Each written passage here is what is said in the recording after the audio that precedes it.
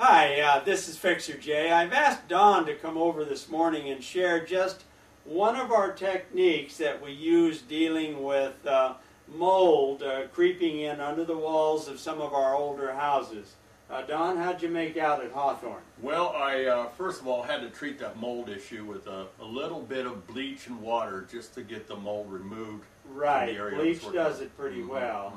But chances are we have some moisture occurring in the wall. Now, one of the things that we have done over the years, and this works out pretty good, is when we have moisture in the lower wall near the plates, we strip the wet sheetrock off of that wall and see if we can seal moisture from coming in.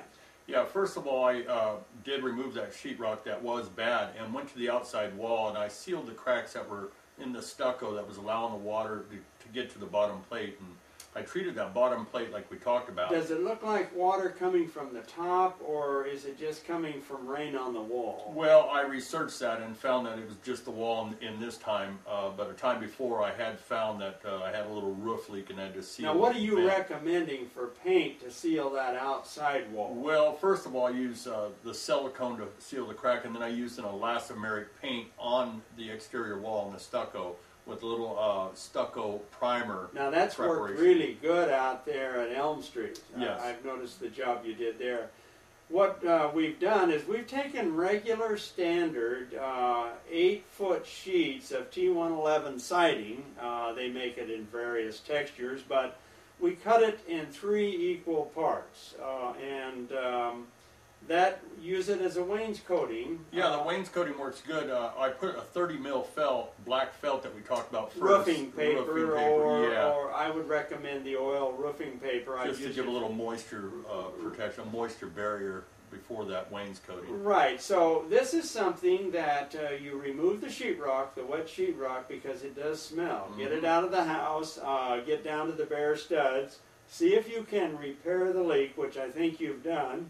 Go on there with roofing paper right over the studs, or right over and staple that on there. The studs, yes. And then we'll go back on there with the T111, which is normally thought to be used only outside, but it makes a great inside finish as well.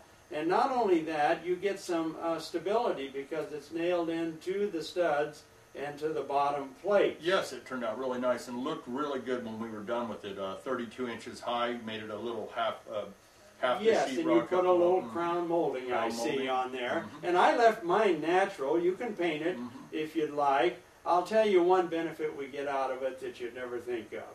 Sometimes when a tenant gets irritated and kicks the wall, this will be the last wall he kicks when he hits that T111. This has just been a little tip that Don and I have used for years, fixing up houses. No problem is insurmountable if you think it out and go to the expert, someone who has been doing this for years and years. Yes.